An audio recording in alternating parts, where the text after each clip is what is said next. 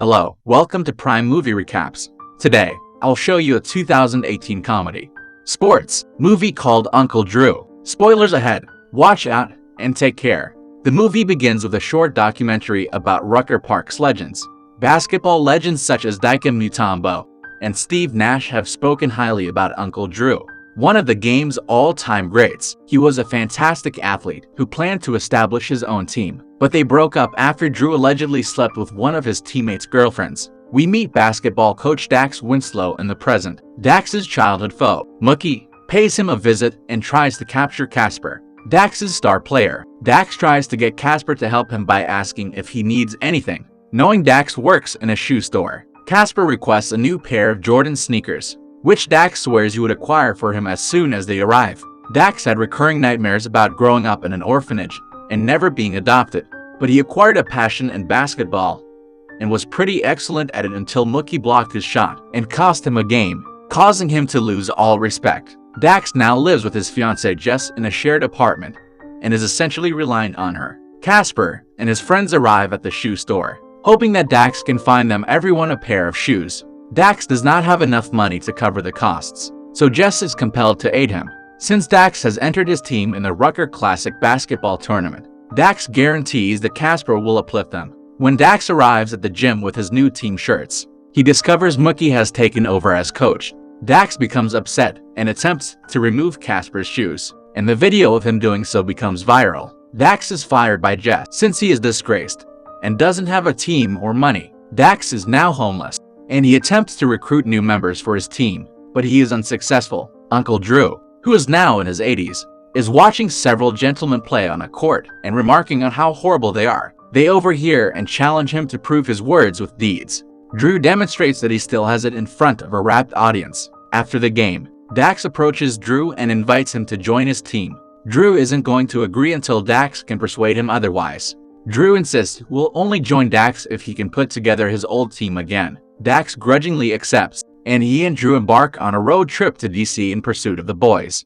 Dax and Drew come to a halt at a church, looking for Preacher, who works as a preacher. He's about to baptize a small child, but his methods of touching the child, which Dax refers to as Steph Currying, worry Dax to the point that he needs to speak up and stop the baptism. He gets baptized in the place of the newborn. Drew then informs Preacher that they are attempting to recreate the team, but Betty Lou, Preacher's wife, is adamant that he not participate again. Dax and Drew are almost ready to go when Preacher tries to sneak into Drew's van with them. Betty Lou is alerted and immediately drives after them in her van, but they lose sight of her. The guys then proceed to an arcade, where old teammate Lights is playing. He appears to be blind, as he misses every shot and fails to notice the approaching men. Lights accepts their request to join them right away. They then proceed to a nursing home in search of Boots, who hasn't walked in years. His granddaughter, Maya, keeps a close eye on him.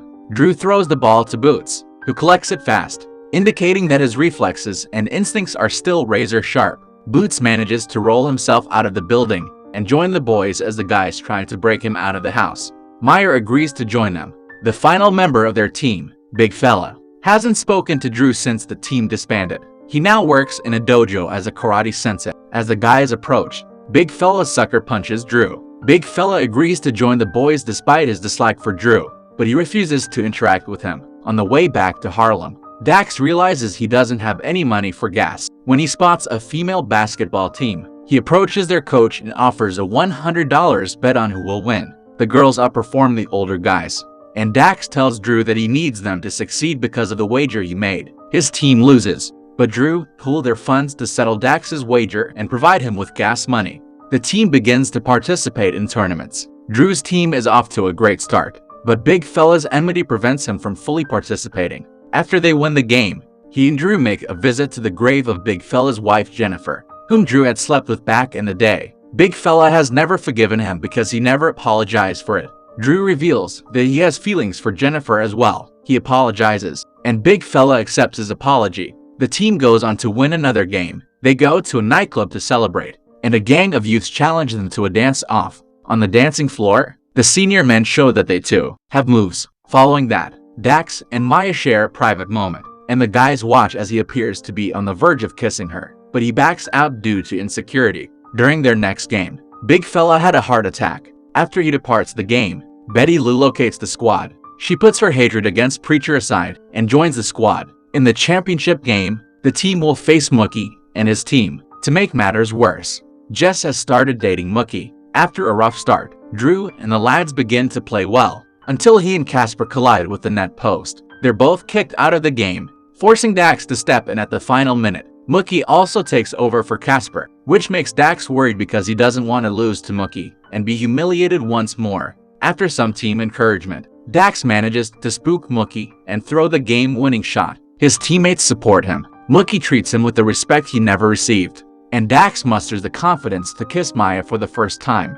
The team pays a visit to Big Fella in the hospital after their triumph. He is ecstatic for each and every one of them. They then watch a news segment on ESPN about Dax's journey from a joke to a hero. Throughout the credits, Jess tries to call Dax to get him back, but he never answers. There's also footage of the movie's basketball stars having prosthetics and makeup to make them look old. Subscribe to watch more videos like this. Turn on notifications and leave a like to help the channel out. Thank you for watching.